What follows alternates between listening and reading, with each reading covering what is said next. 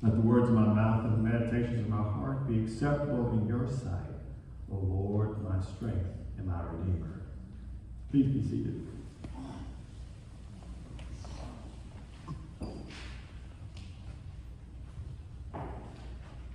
Did the choir sound good? Always, right? So in Mark 10, we're still in the 10th chapter of Mark. Get a little feedback. And this time beginning at the 35th verse, Jesus says something interesting. He says, you don't understand what you're asking. Kind of reminds me, growing up, getting ready for school. Back then I had a big afro. And I didn't like it.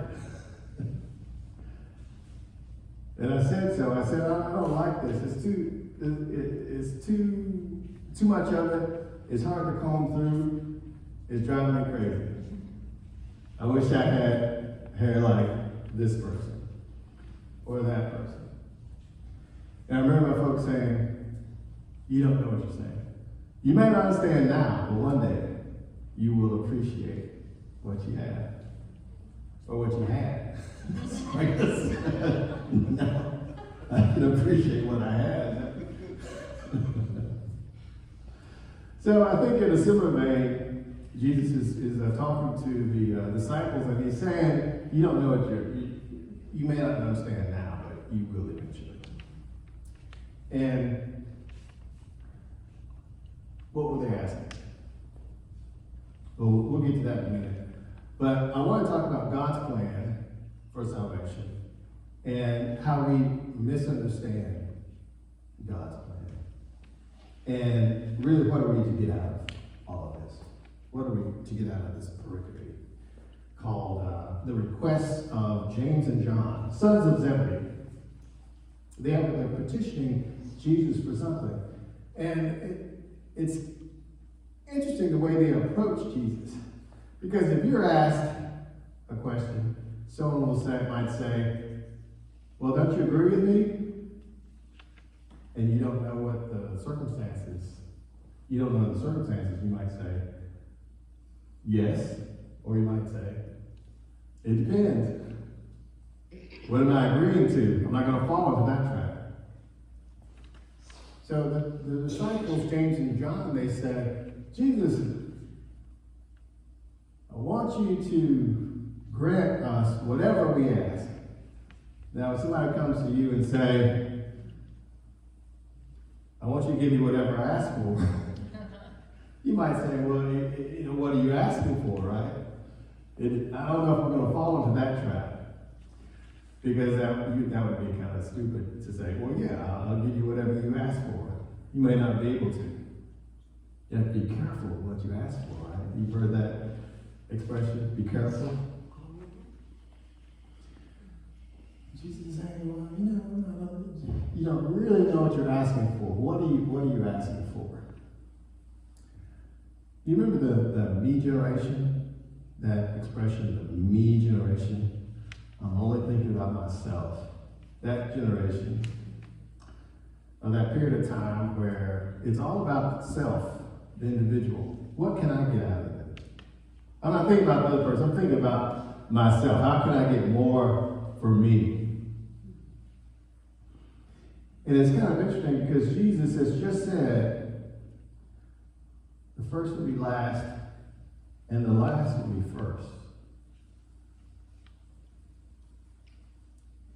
And then, incidentally, Jesus walks in front of everybody. Jesus is first. He walks in front of everybody. And he's leading them to Jerusalem. And at that point, that is the third time that Jesus teaches God's plan. He is teaching about two things, the passion and the resurrection. And two types of people are involved, the Jews and the Gentiles. Jesus says, I'll be handed over to the high priest and the scribes. I'll be handed over to the Jews. They will condemn me to death. This is Jesus' teaching. And then I'll be handed over to the Gentiles.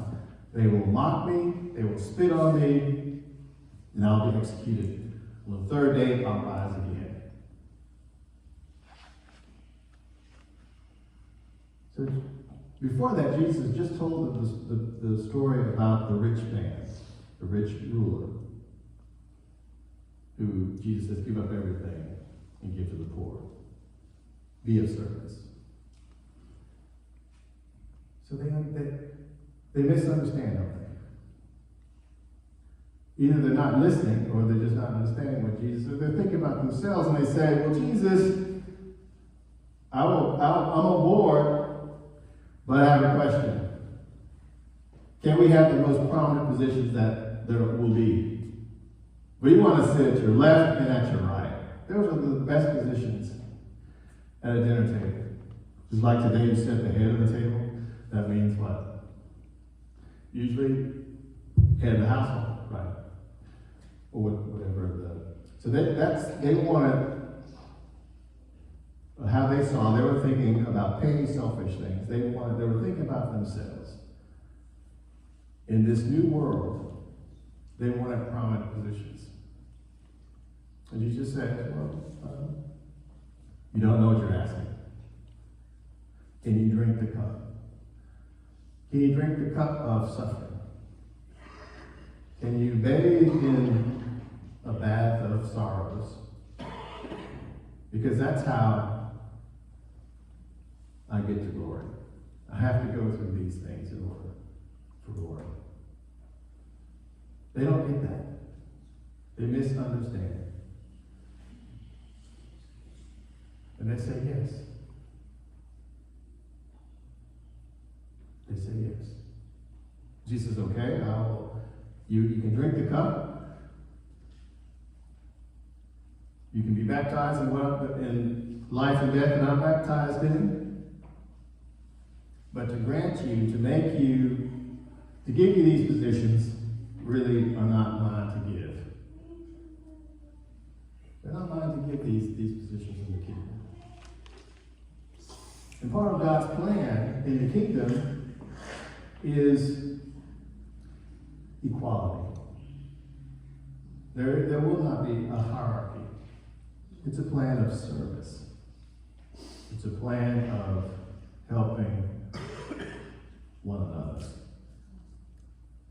That's why, that was Jesus' mission. Jesus' mission was to serve and to give. To give his life as a ransom. And he says that. The first will be last, and the last will be first. If you want to be first, you must be servant of all. The Son of Man came not to serve. He came not to be served, rather, but to what? To serve, and to give his life as a ransom for many. So what we're to get out of this is that sometimes we do misunderstand, just like with the disciples. Sometimes we don't really understand, so we need Jesus to help us to explain, and he help us understand, and he explains and gives our heart what our heart needs. And he gives us peace when we come to Jesus. When we come to him to understand. And the disciples did not get it at that time. But eventually they did, or they will, or they do. We see dimly, but in part we shall understand more and more. Just like when your parents may have said to you, you don't understand now, you're too young to understand and appreciate what God has given you. But one day you will. One day you'll appreciate it. You'll thank the Lord for what he's given you. And for that we say thanks be to God.